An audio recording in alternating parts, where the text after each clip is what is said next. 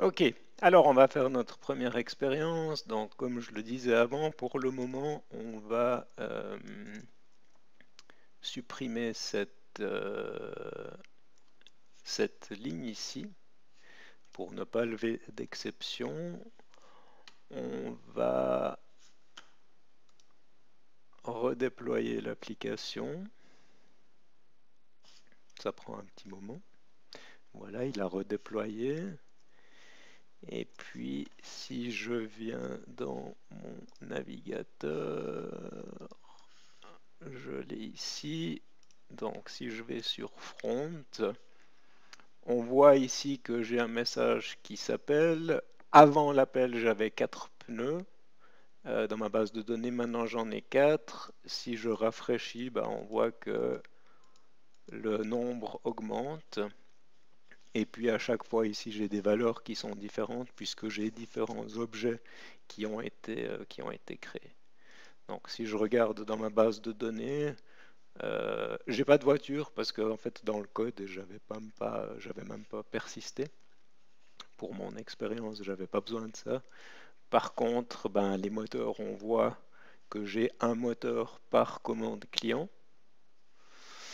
Et puis, si je viens sur mes pneus, eh bien là, on voit que j'ai 4 pneus par commande client.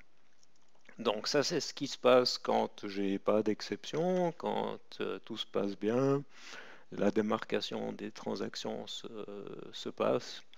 J'ai rien de spécial à faire. Si je reviens sur le service, vous voyez que quand je commande une voiture, je vais construire les pneus, construire le moteur, et puis après je prépare une voiture, je retourne ça au client, donc au servlet, mais on voit que j'ai pour le moment pas encore stocké les choses dans la base de données. Ça, c'est des choses qu'on pourrait faire après. C'est pour ça aussi que l'ID de la voiture, ici, il est codé en dur.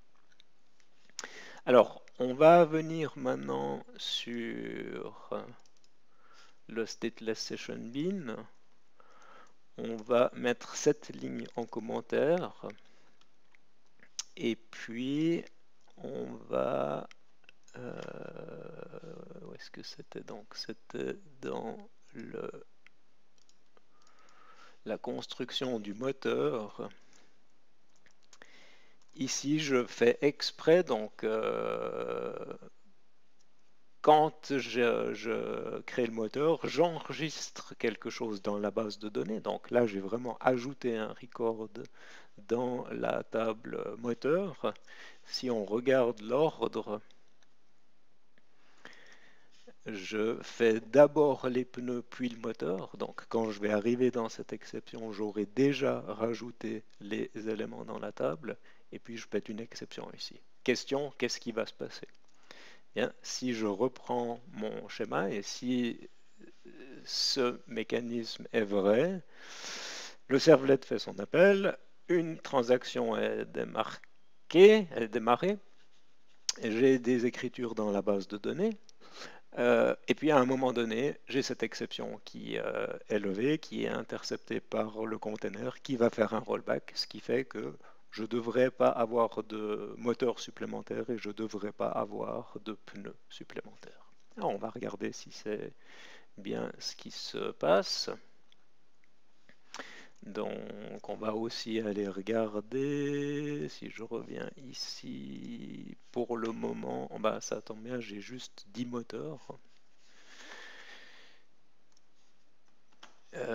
Donc on va venir ici, on va relancer. Voilà, il est redémarré. Et puis si je viens sur mon application, cette fois-ci j'ai un message d'erreur. Il y a eu un problème pendant que je préparais la voiture ou ses composants. Et puis si je fais ça plusieurs fois, on voit que le nombre de pneus ne change pas. Je reste toujours à 40. Et puis si je rafraîchis ça, on voit que les moteurs ne sont pas augmentés. Donc on a bien le comportement transactionnel prévu, j'ai une exception, et donc tout ce qui a été fait dans la base de données est rollbacké. Dans la vidéo suivante, on va voir qu'on peut affiner ce comportement avec la notation.